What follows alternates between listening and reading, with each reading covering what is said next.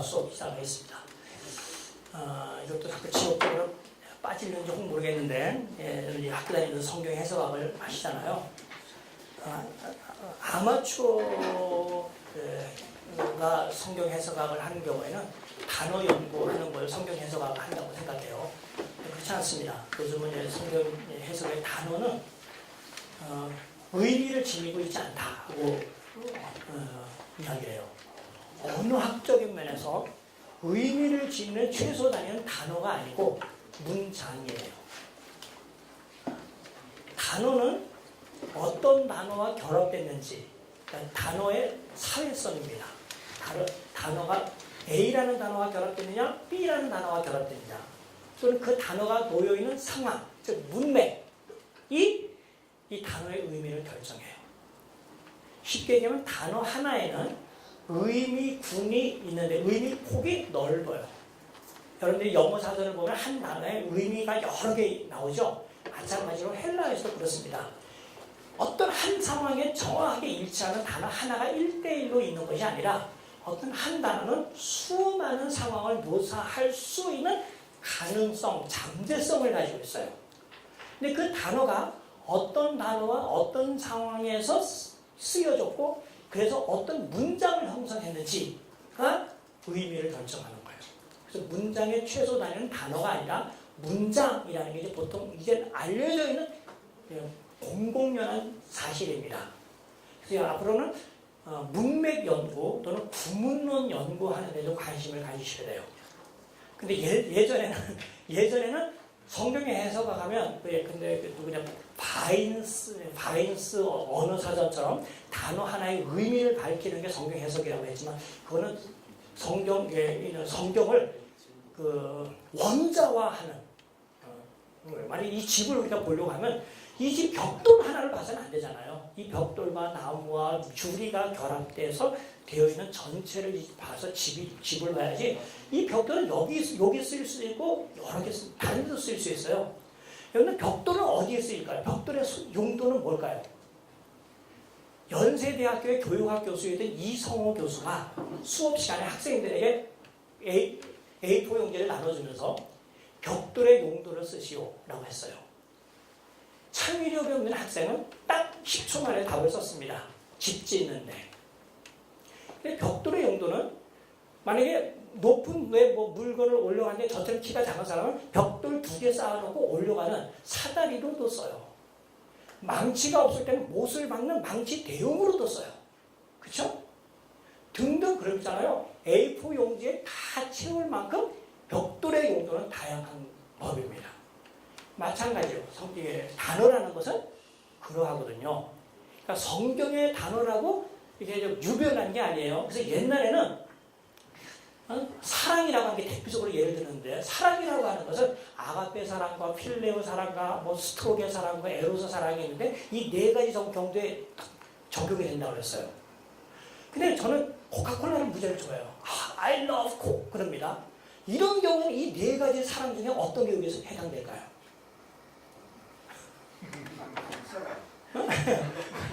그러니까 사실은 영어에도 사랑이라고 하는 말을 가지고는 여러 다양하게 쓸 수 있어요.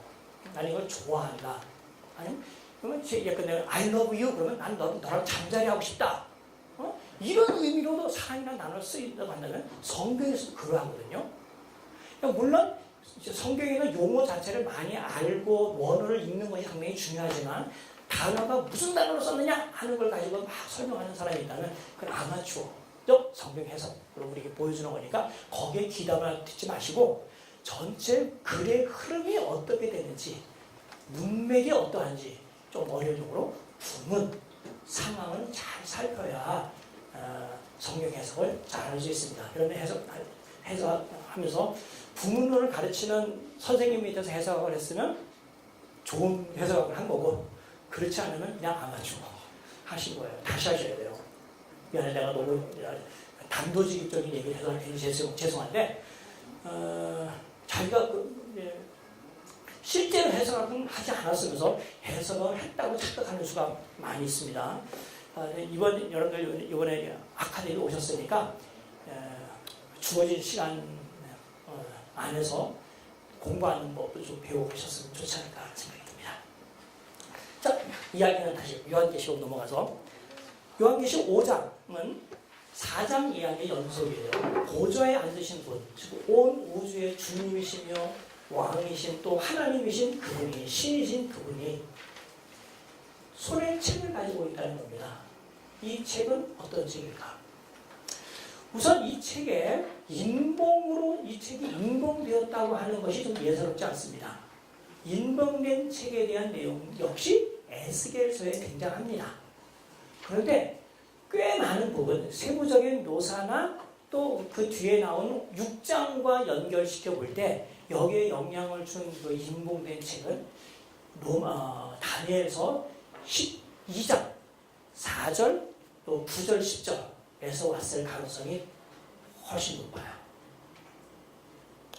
거기서는 좀 더 구체적으로 그 인봉된 책 또는 책을 인봉한다는 것이 어떤 의미인지를 밝혀줍니다. 특히 12장 1절이 그 중요한 단서인데 여기는 마지막 때에 이 세상에 큰 환란이 있을 것이라는 것과 환란 중에서 지혜 있는 자들이 이 환란을 잘 참으면 그들은 비록 죽임을 당한다 하더라도 영생하게 될 것을 소개해주고 있어요. 제가 2절, 3절의 내용을 해석학적으로 결론을 내린 겁니다. 이 본문도 많은 사람들이 오해하고 있고 이것이 어떤 의미인지, 즉 묵시적 표현이 어떤 의미로서 표현된 것인지 모르기 때문에 잘못 해석하고 설교하는 경우들을 참 많이 보게 되는데 여기 많은 사람을 옳은 대로 인도하는 자는 하늘의 별처럼 궁창의 빛과 같이 빛날 것이고 또 별과 같이 영원토록 있을 것이다 라고 하는 이 표현은 그는 영생을 얻는다는 것을 표현하는 단계의 표현법이에요.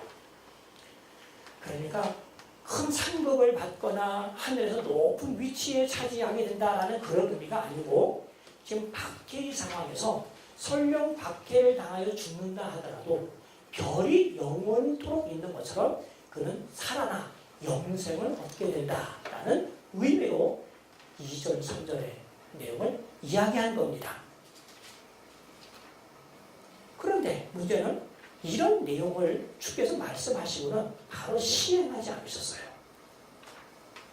이렇게 될 것이라는 것을 다니엘에게 알려는 주셨지만 이것이 시행되는 때는 좀 더 기다려야 된다는 겁니다.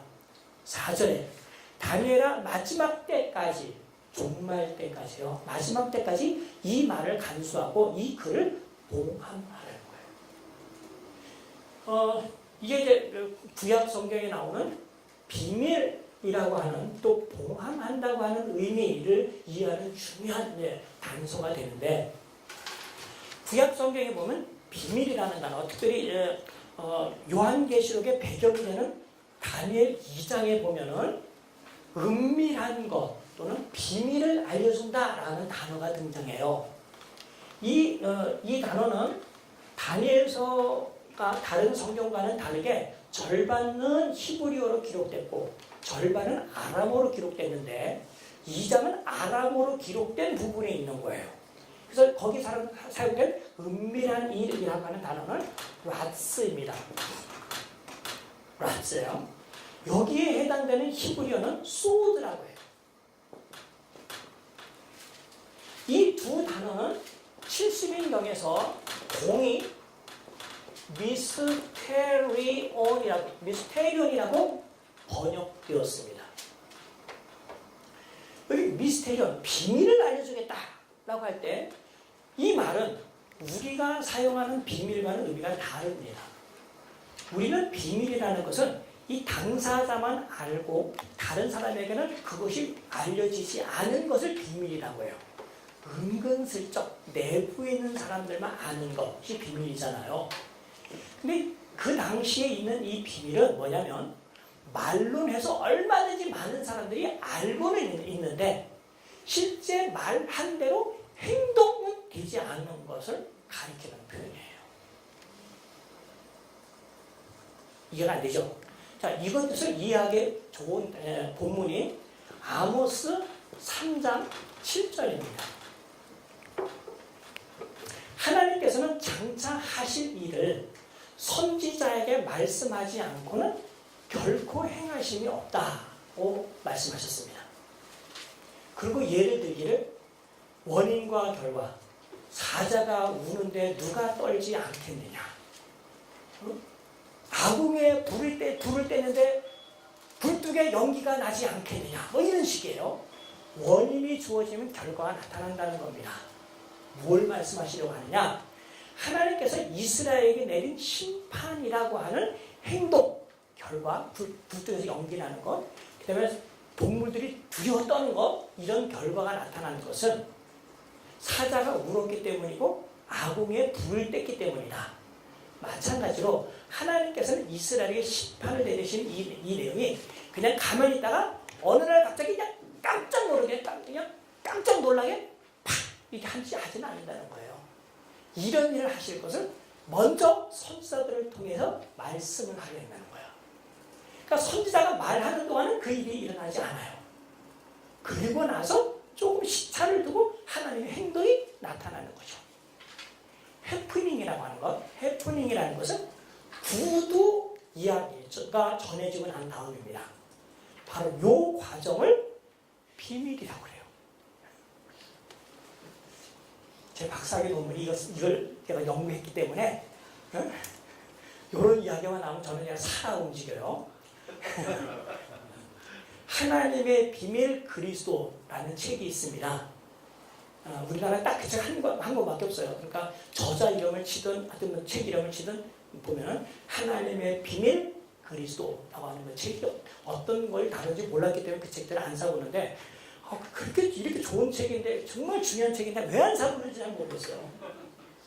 거기서 저자가 이런 내용을 아주 자세하게 설명을 해놨습니다.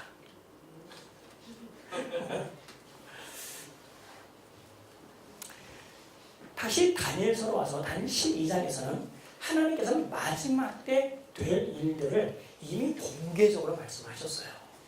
환란이 있을 것이고 그 환란에서 핍박을 받아 죽임을 당한 사람이 있다면 걱정하지 말아라. 그를 내가 살려서 하늘의 별처럼 영생을 얻게 해줄 것이다.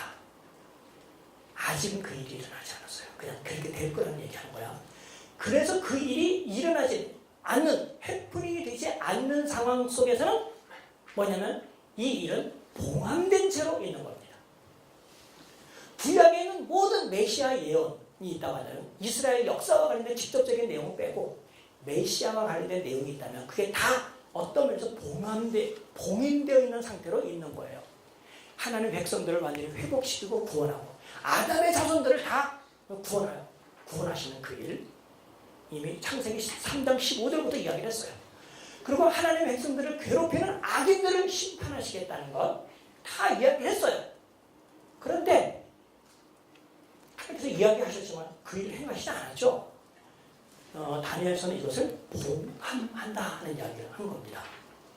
다니엘이 기다리다 못해서 하나님께 이렇게 여쭙습니다. 6절에 보면 이 놀라운 일의 끝이 어느 때까지입니까? 라고 물어요. 그러자 7절부터 9절에서 답을 해줍니다. 이런 일이 다 끝날 때까지인데 모든 일이 다 그렇게 돼야 이 모든 일이 다 끝나리라. 그가 이르되 9절 다니엘아 갈지어다. 이 말은 마지막 때까지 간수하고 봉함할 것이니라. 많은 사람이 연단을 받아 스스로 정결하게 하며 회개할 것이나 악한 사람은 악을 행하리니 악한 자는 아무것도 깨닫지 못하되 오직 지혜 있는 자는 깨달으리라. 하나님 말씀하시면 깨닫고 인내하게 되면 나중에 봉인된 것이 떼어지는 순간 하나님께서 말씀하시는 대로 역사 가운데 그대로 일어날 겁니다. 그래서 잘 참은 사람, 지혜로운 사람들은 영생할 것이고 악인들은 심판을 받게 될 것이에요. 하여튼 그러한 모든 내용, 모든 하나님이 하셨던 계획이 해프닝으로 나타날 수 있는, 실제 행동으로 나타날 수 있는 어떤 시점이 있는데 지금 요한은 1세기에 당하는 도미티아누스를 통하여 당하고 있는 그 환란이 너무나 어려워서 하나님께 이야기하는 겁니다. 도대체가 이것을 뗄 사람이 아직도 없다는 말입니까? 생각하면서 통곡을 해요. 크게 울어요. 그래서 이미 알고 있는 교회가 요한에게 말하는 겁니다. 즉 교회가 자기 자신에게 얘기하는 거죠. 자문자답 하는 겁니다. 어떤 면에서 딱 그 순간에 4장에서는 언급되지 않았던 하나님 보좌와 반짝반짝 빛나는 7 영 그 사이를 딱 가만히 보니까 7 등불 보이는 게 있게 되고 그 등불을 가만히 보니까 그 7 등불은 어린 양의 눈이라는 것을 알게 돼요. 5장 6절입니다. 그렇죠? 어린 양의 눈이라는 걸 알게 돼요. 그러면서 비로소 요한은 어린 양에게 초점을 맞추는데 그는 일찍이 죽임을 당한 것 같더라. 그러니까 지금 살아있으니까 죽었다가 살아난 인물입니다. 초대교회가 어린 양과 죽었다가 살아났다라고 하는 말로서 표현하는 인물은 예수 그리스도밖에 없어요. 그리스도를 묘사하는 겁니다.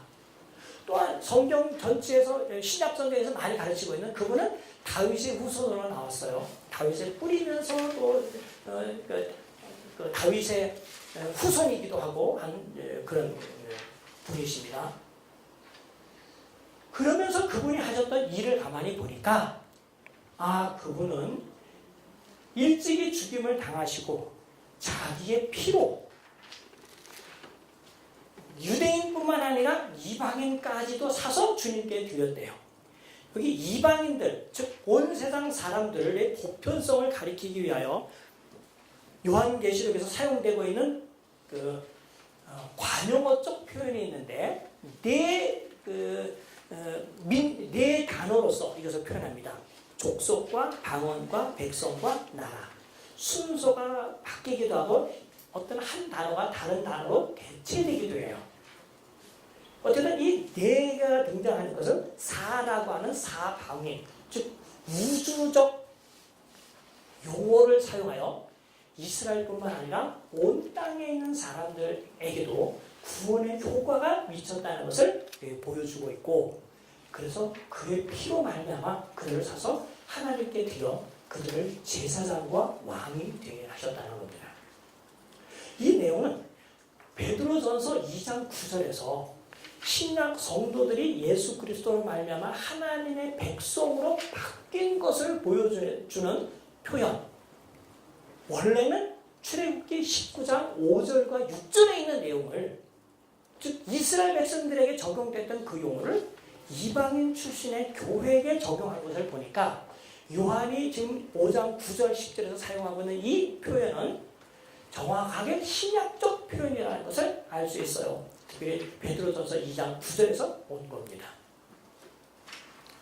그러고 난 다음에 가만히 보니까 그분이야말로 이렇게 죽으셨다가 다시 살아난 것이 하나님의 구원 계획을 성취하는 결정적인 행위라는 것을 요한은 깨닫고 예수 그리스도가 합당하신 분이시다라는 내용의 찬송을 불러요. 특별히 그 노래를 새 노래라고 하는 것에 밑줄을 놓칠 필요가 있습니다.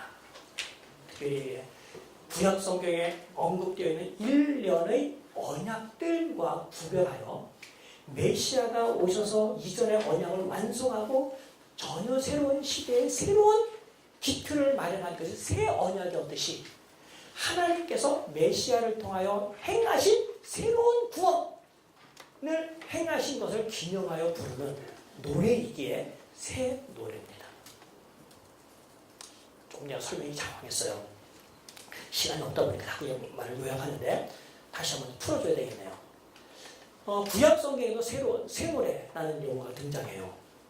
이 노래는 사실은 승전가입니다. 하나님께서 전쟁이라고 하는 것을 이용하여 그의 백성들을 구원하셨을 때 하나님께서 백성들에게 구원을 가져다주고 원수를 물리쳤습니다. 비유하자면 전쟁에서 이겼다는 거예요. 어느 나라나 전쟁에서 이기면 승전탑을 세워서 자기가 승리한 것을 기념하고 그 다음에 자기의 업적을 노래하는 시를 만들어서 노래를 부르든지 새겨놔요. 이것이 어떤 면에서 노랫말이라고 할 수 있습니다. 그런데 전쟁을 할 때 때때마다 이런 것이 만약에 새로운 구원이나 새로운 승리가 있게 된다면 그때마다 이전에 있었던 승리나 이전에 있었던 구원과는 다른 구원이 일어났다는 의미로 새 노래를 부르는 거예요. 특별히 신약성경 요한계시록에 새 노래라는 단어가 자주 등장하는데 이것은 예수 그리스도로 말미암는 신약시대의 구원, 즉 마지막 구원, 종말론적 구원, 또 예수 그리스도께서 행하신 새 언약의 내용을 강조하기 위하여 특별히 새 자를 쓰는 겁니다. 그래서 1년의 모든 하나님의 구원이 이제 비로소 메시아를 통하여 완성되었다는 것을 분명하게 표현하는 것이라고 볼 수 있죠. 그러자 24장로들 뒤에 있었던 나머지 뒤의 원내에 있는 존재들이, 모든 생물들이, 모든 천사들이 하나님과 어린 양의 지위와 그분이 하셨던 일을 노래하고 찬양합니다. 이게 5장 내용이에요. 이렇게 해서 하나님의 구원 계획을 완성하실 분은 메시아이신 어린 양이라는 것이 밝혀졌어요. 그러자 이제 메시아가 오셔서 행하신 일, 그리고 나타난 현상들을 하나씩 소개하기 시작하는데 그 첫 번째 내용이 인복으로서 인복을 떼는 것으로 표현되었던 것이죠. 6장입니다. 6장은 어린 양은 이미 인봉을 하나 뗄 때 하는 말로 표현해서 어쨌든 인봉댐의 장본인이 결정자가 예수 그리스도시다. 어린 양이라고 하는 사실을 꼭 기억하셨으면 좋겠습니다. 자, 이제 인 이야기를 하겠습니다. 인은 하나 뗄 때마다 어떤 상황이 이제 전개가 되는데 패턴은 이렇습니다. 어린 양이 인을 하나 떼면 천사 중에 하나가 소리를 지릅니다. 오라 합니다. 그러니까 나오라 이거예요. 숨어있던 자가 그동안 이게 알려지지 않거나 숨거나 준비되어 있던 자가 이제 무대에 등장하는 겁니다. 오라 하면 말과 말 탄 자가 등장합니다. 그런 식으로 네 말과 말 탄 자가 연이어서 나와요. 아무 설명도 없이.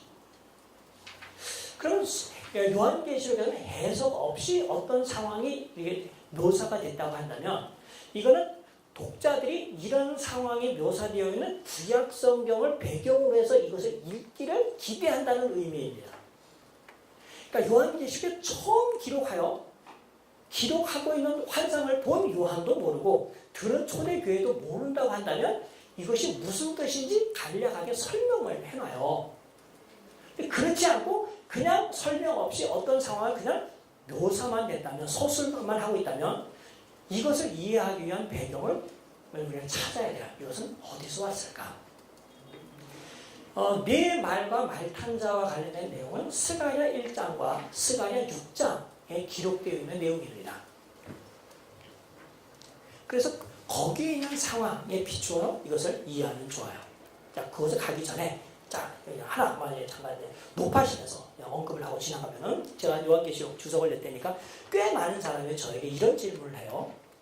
6장에 인을 뗄 때 첫 번째 등장하는 흰말과 말탄 자와 19장에 보면 또 흰말 탄 분이 등장하시잖아요.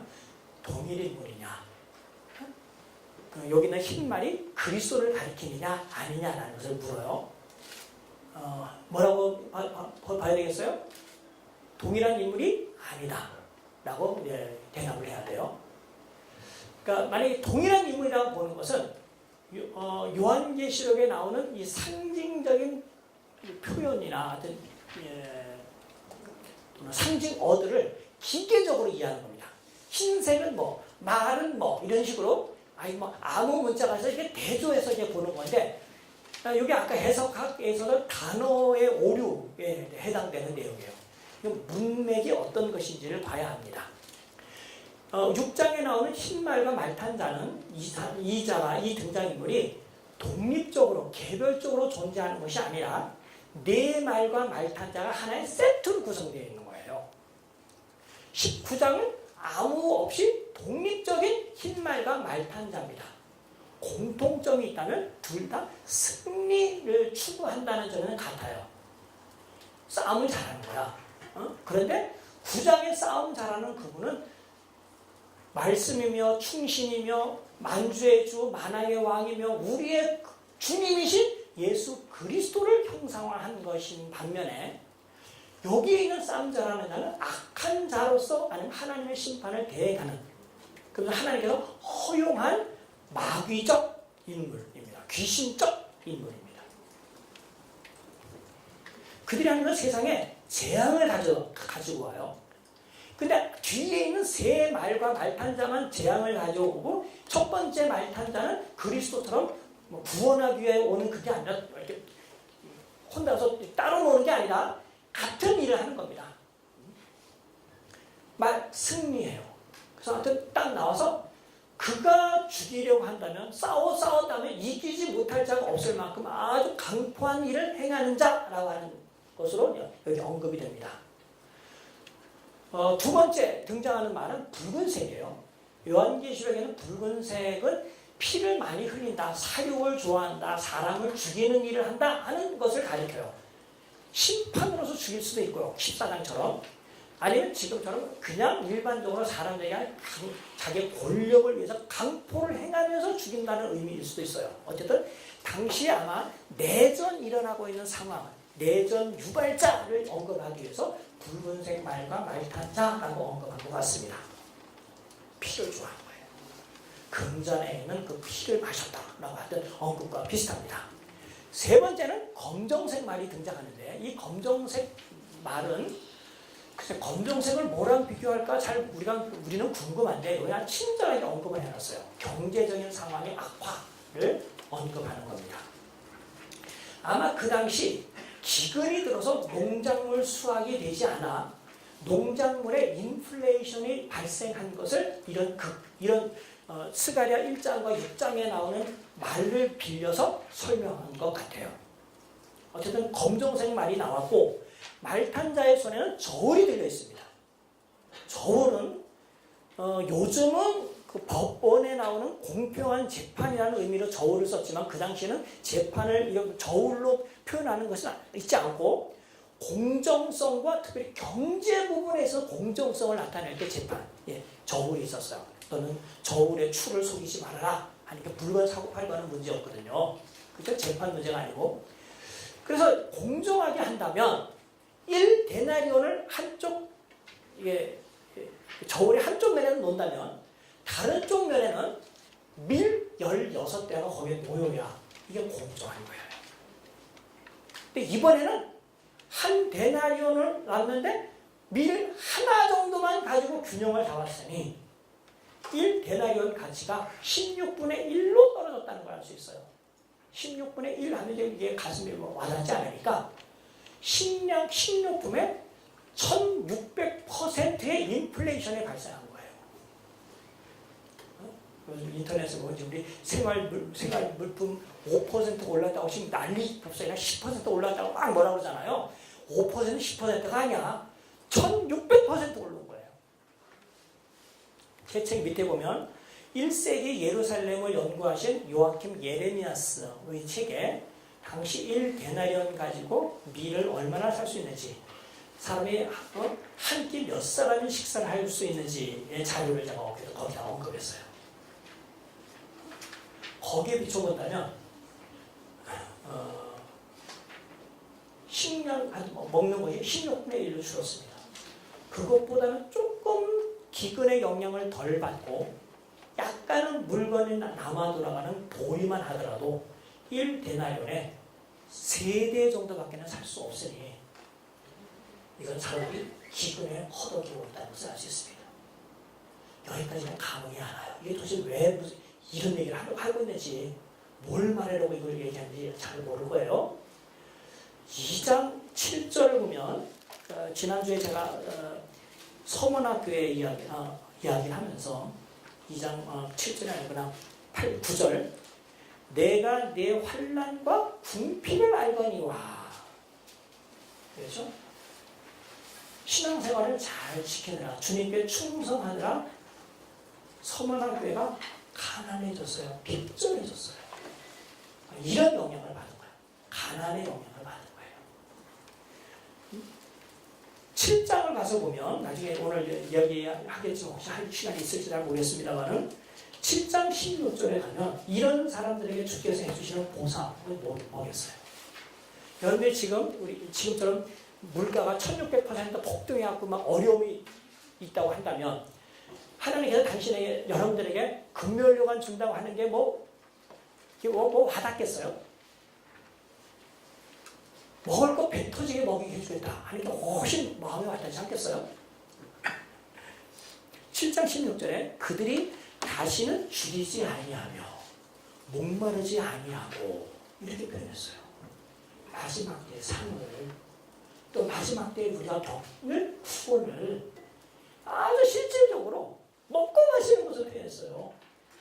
거꾸로 이야기하자면 1세기 그리스도인들은 실제 자연재해 때문에 그랬든지 아니면 예수 믿는 것 때문에 장사를 못하거나 농사 짓는데 방해를 받고 농사 지을 땅을 누가 주질 않아서 농사를 못 져서 그랬든지 예수 믿기 전에 자기가 생산하던 거에 16분의 1밖에는 생산하지 못하는 그런 속에서 압박을 받고 있는 거예요. 굉장히 현실적으로 그림을 그린 거죠. 이렇게 이런 어려움이 있다는 것을 세 번째 말을 통해서 보여줍니다. 네 번째 말은 청황색 말인데요. 누르팅팅, 푸르팅팅이라고 이제 우리나라 말로 번역하면 참 좋을 거예요.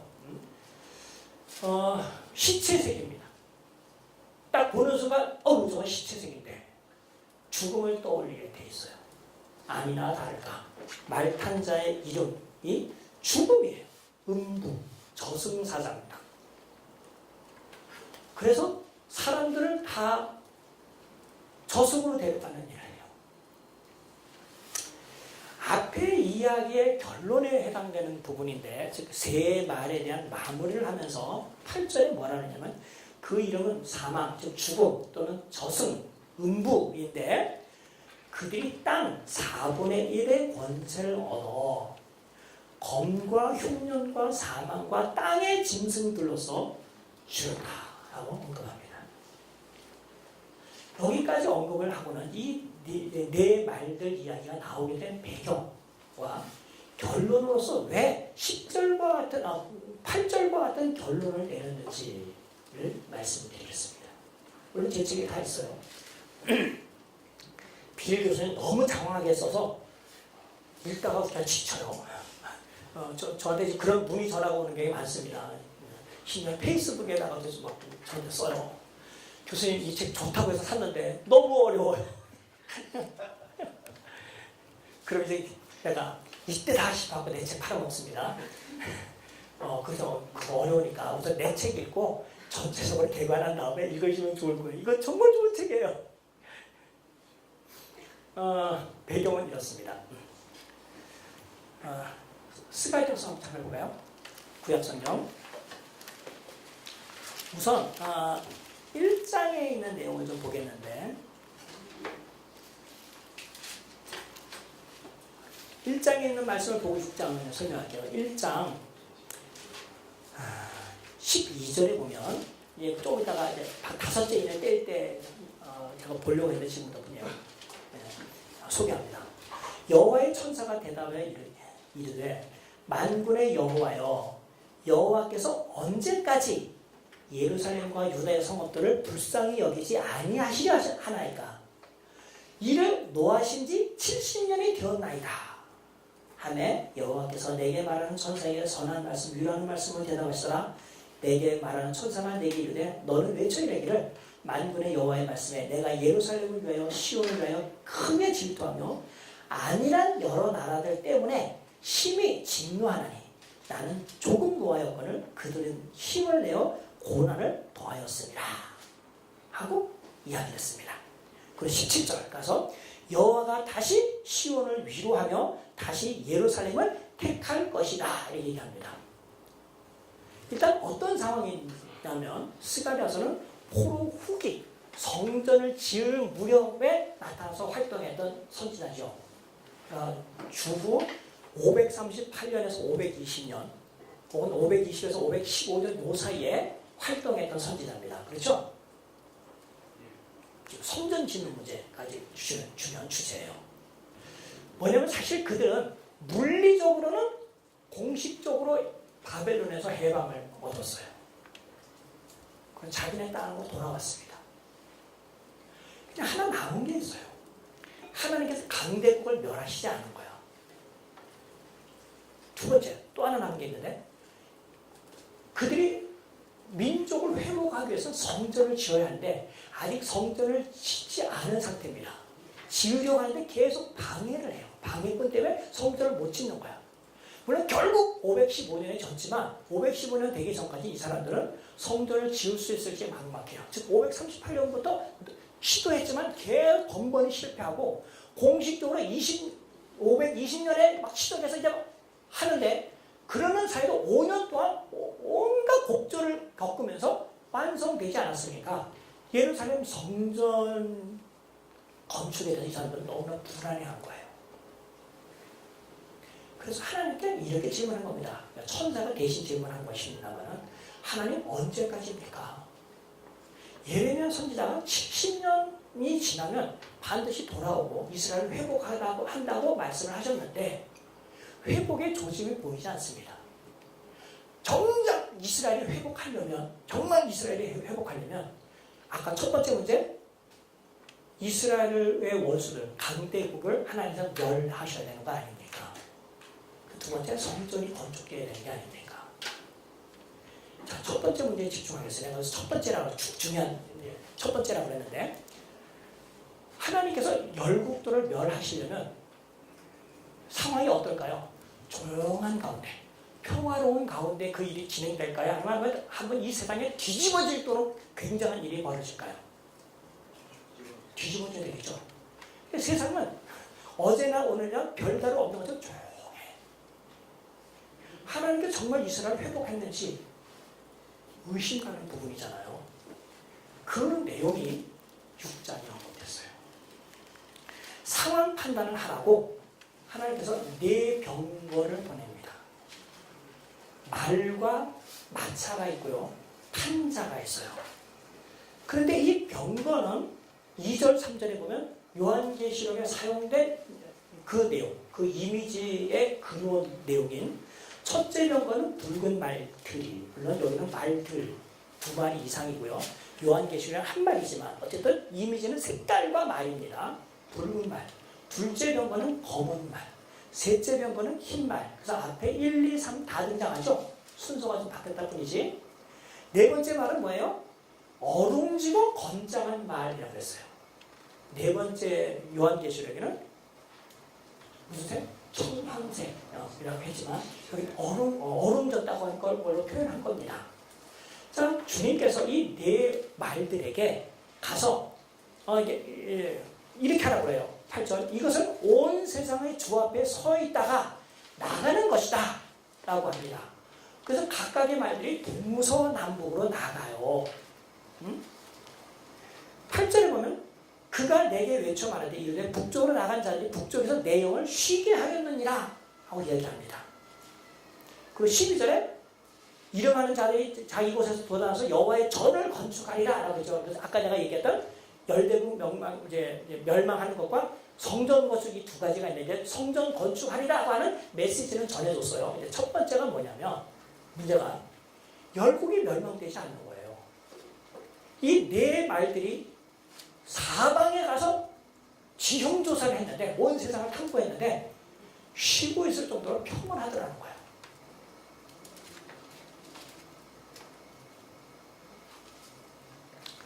그러니까 이스라엘 백성들은 하나님께 우리를 회복하지 않았나, 원수들을 징계하지 않았나 싶었지만 사실은 그 다음에 나온 내용이 뭐냐면 그들은 사방에 보냄을 받은 네 바람으로서 온 세상에 불기 위하여 준비하고 있는 거라고 합니다.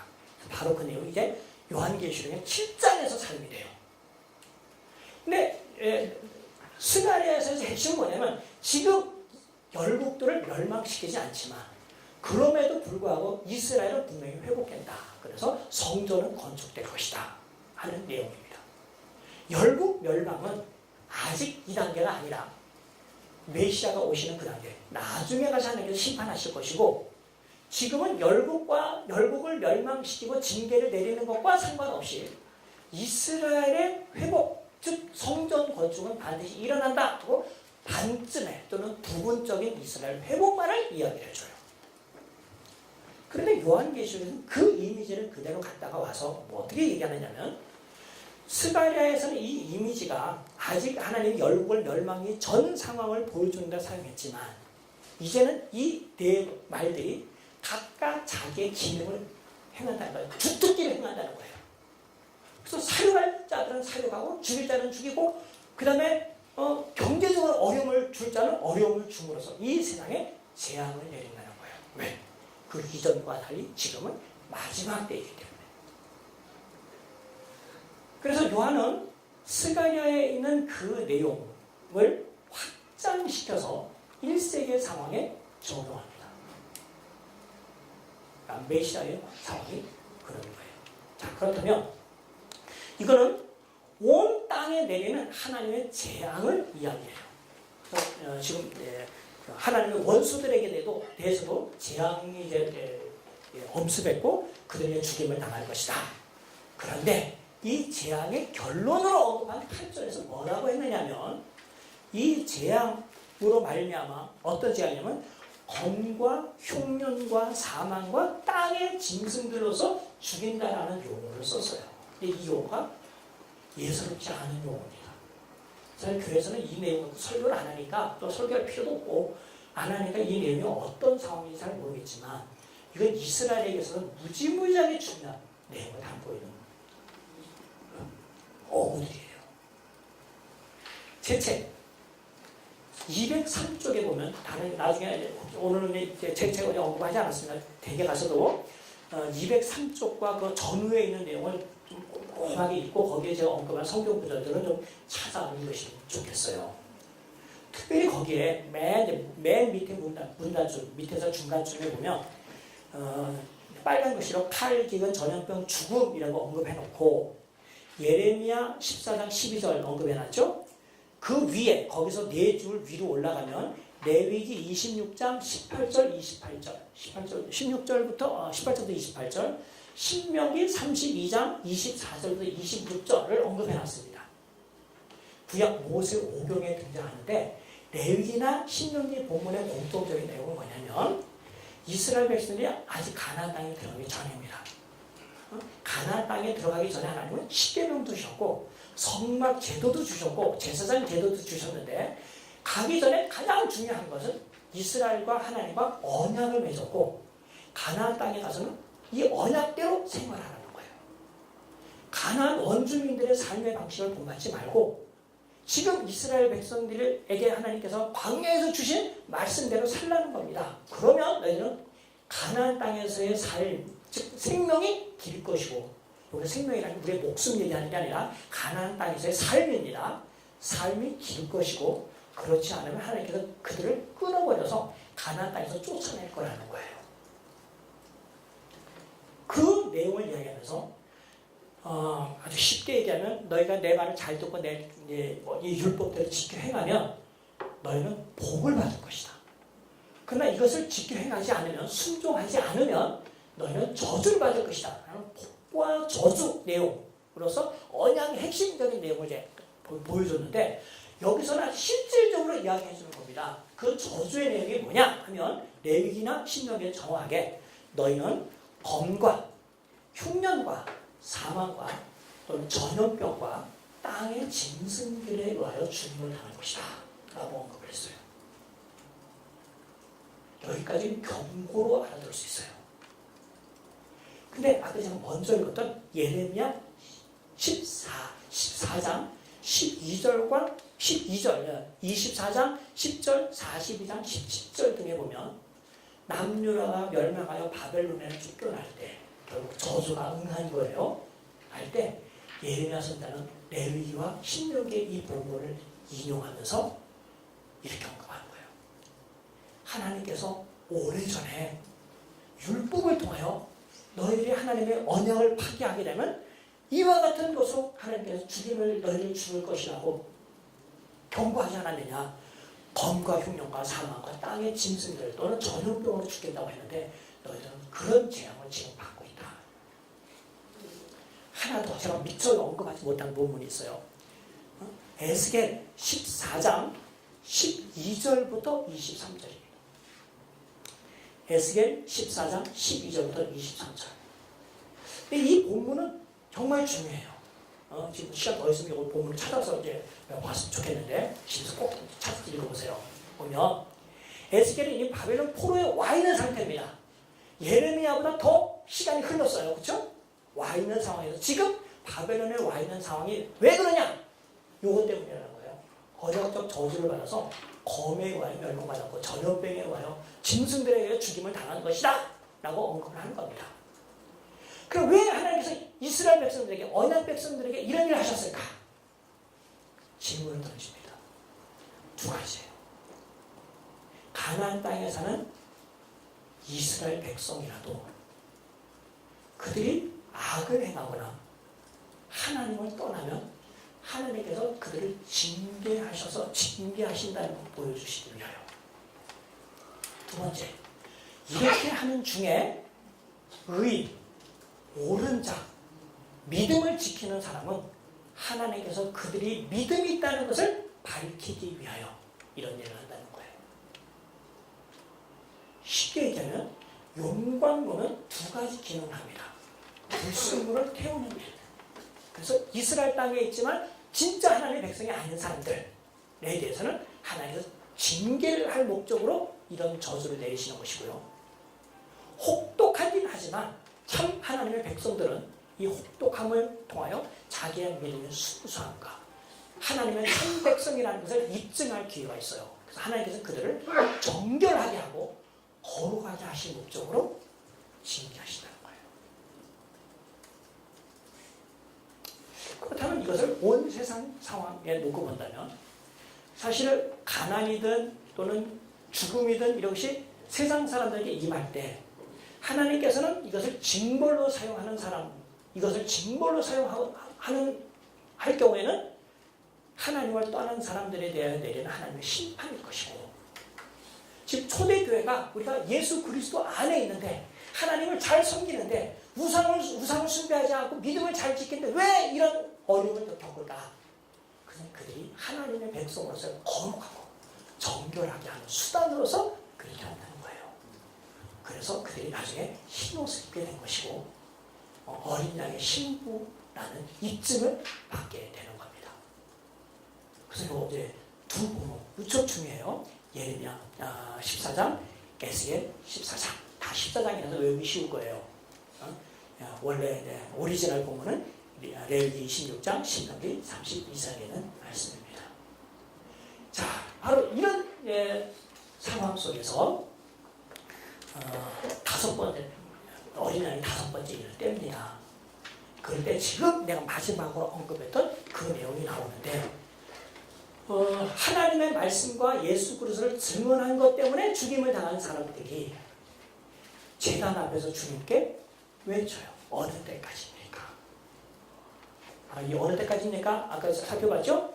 다니엘 12장 6절에서 바로 이렇게 봤고, 그 다음에 스가랴 1장 12절에서 봤죠? 하나님의 전 구원 계획을 다 이해하지 못하고 시간대의 총체를 보지 못하는 연약한 우리들은 현안 문제를 가지고 하나님께 이렇게 질문하기가 쉽어요. 하나님, 이거 도대체 이해할 수 없습니다. 하나님 대주제신데 왜 원수들을 단박에 심판하지 않으십니까? 그래서 우리의 원수를 왜 아직까지 안 갚으십니까? 언제까지입니까? How long? 이게 빌 교수님의, 저는 이제 주석할 때 이 부분에 대해서 강조하지 못했는데, 빌 교수님의 주석을 보면 중간중간에 이 부분이 후렴적으로 강조가 돼요. 번역하면서 그 부분에 대해서 은혜를 받았어요.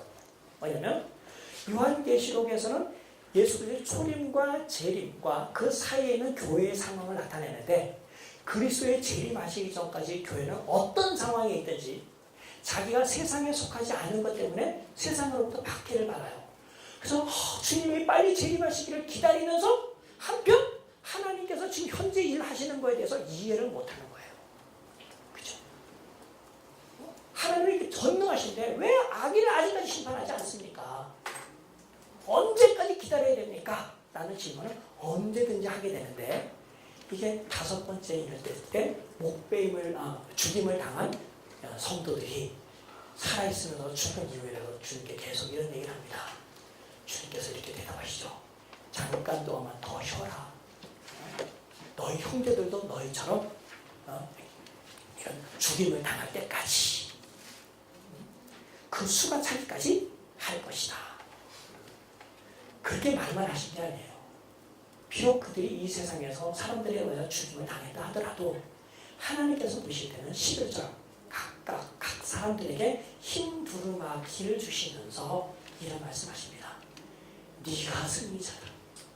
세상이 너를 죽였다고 기뻐할지 모르지만 그래서 자기가 교회를 이기고 승리자라고 생각할지 모르겠지만 그건 착각이다. 너희가 정말 하나님의 말씀과 예수 그리스도를 증언하는 일을 잘하는 한 너희가 승리자다. 내가 인정해주마. 그래서 두루마기를 주시는 거예요. 그러나 그렇게 주시지만 이 세상 끝을 아직까지 하나님께서 내리지 않습니다. 잠깐 쉬어라. How long에 대하여 역사 가운데 일어난 일을 이야기하고 그 다음에 맨 마지막 때 하나님께서 최후의 심판을 하실 때 결국 How long이 언제까지냐? 예수께서 오셔서 하나님 최후의 심판하실 때까지 라고 하는 대답을 또 중간중간에 주고 있다는 것을 우리가 보게 됩니다. 12절에 6번째 인을 뗄 때, 물론 주어는 다 어린 양입니다. 어린 양이 6번째 인을 뗄 때인데 6번째 인은 앞에 나와 있는 4인을 뗄 때와 상황이 다릅니다. 이거는 예수님의 재림 때, 즉 역사의 진짜 끝에 일어나는 일이에요. 이것이 역사의 마지막이라는 것을 알리기 위하여 묵시적인 표현으로 옛 질서가 다 깨지고 없어져 버렸다고 하는 것을 표현하는 12절과 13절 내용이 있습니다. 12절부터 14절까지. 물론 이것은 구약성경 요엘에서 온 것이고 요엘 2장 28절부터 31절에 있는 내용 중에서 이제 온 것인데 물론 베드로는 사도행전 2장 17절 이하에서 이 구절을 인용하면서 예수 그리스도께서 초림하고 또 오순절 성령이 강림하신 것이 마지막 때가 시작됐다는 걸 알리려고 이 표현 중에 일부를 써요. 그러니까 이것은 마지막이 다가왔다는 것을 표현하는 유대의 묵시적 표현, 또는 상징적 표현입니다. 근데 여기서는 상징을 넘어서 문자적인 것까지는 아니지만 예수님의 재림으로 진짜 역사가 끝장났다는 것을 보여주는 장면이에요. 그럼 무슨 일이 일어날까? 방금 전에 5번째 인을 뗄 때 성도들이 하나님께 대주제요. 우리의 원수를 우리를 신원하기를 어느 때까지 하시겠습니까? 하지 않으시기를 어느 때까지 하겠습니까? 라고 질문한 것에 대한 답을 하시는 거예요. 하나님과 어린 양이 최후의 심판자로 오셔서 그들을 심판하겠다는 겁니다.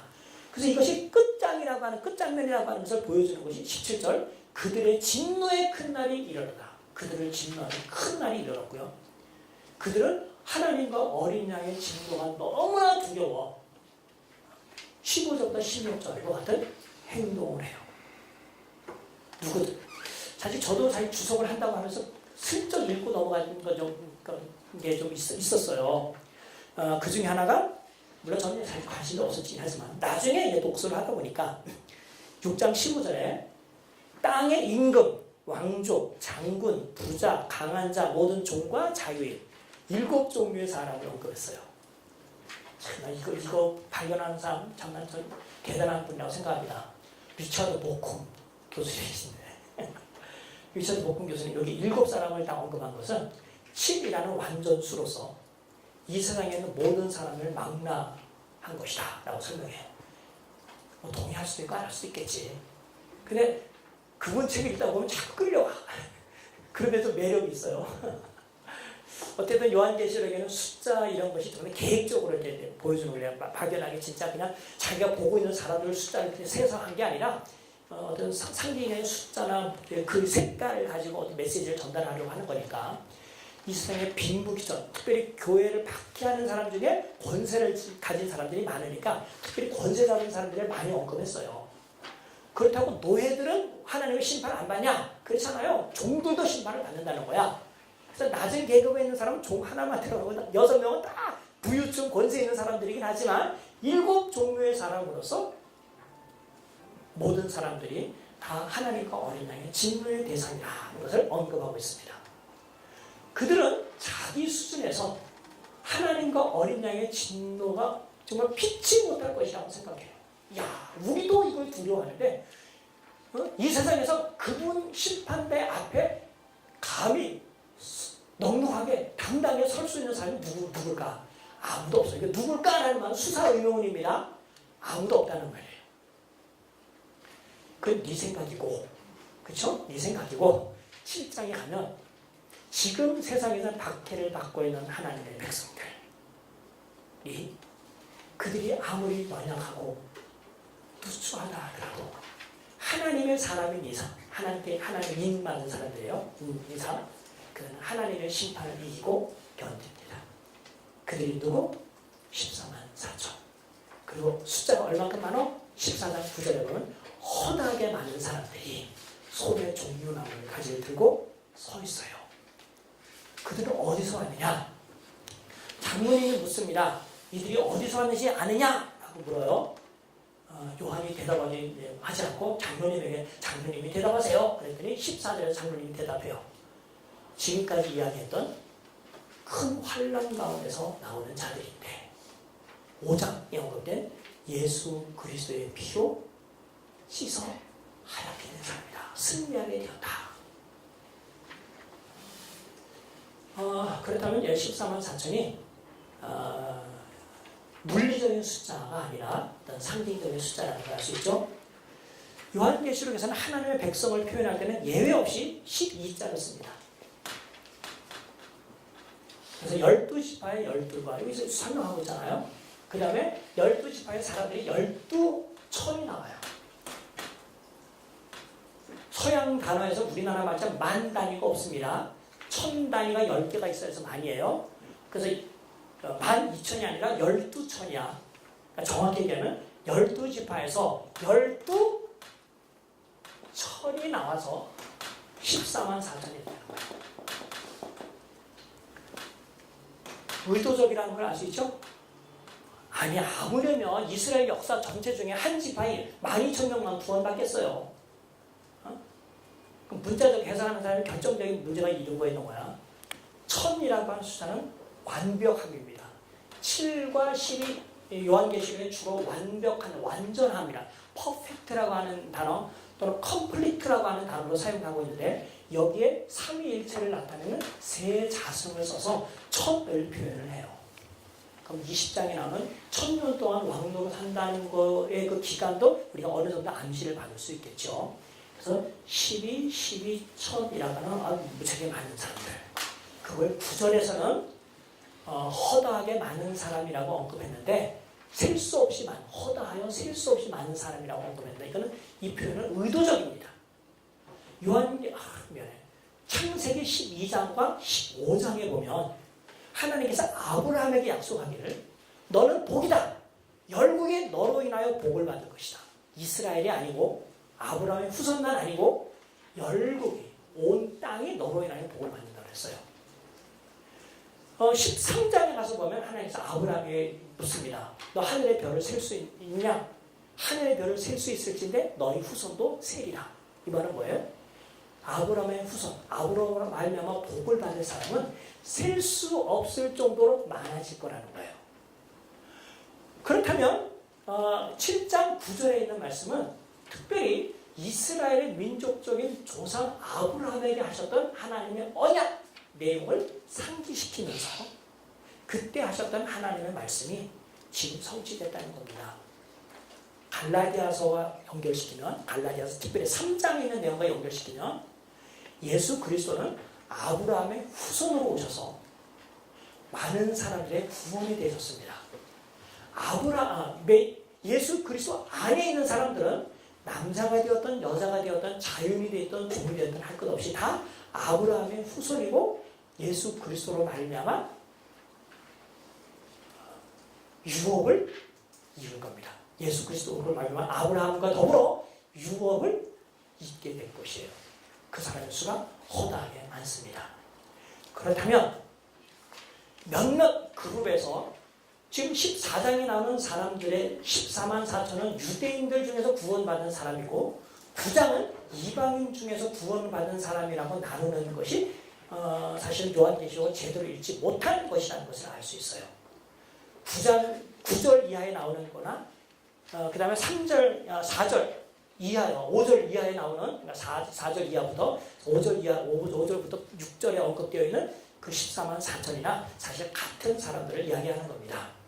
그래서 이 세 사람, 이 두 부류를 묶어서 저들이 누구고 어디서 온 줄 아느냐, 환란에서 나온 자인데 어린 양의 피로 말미암아 씻어 지게 하였다 라고 언급을 하는 거죠.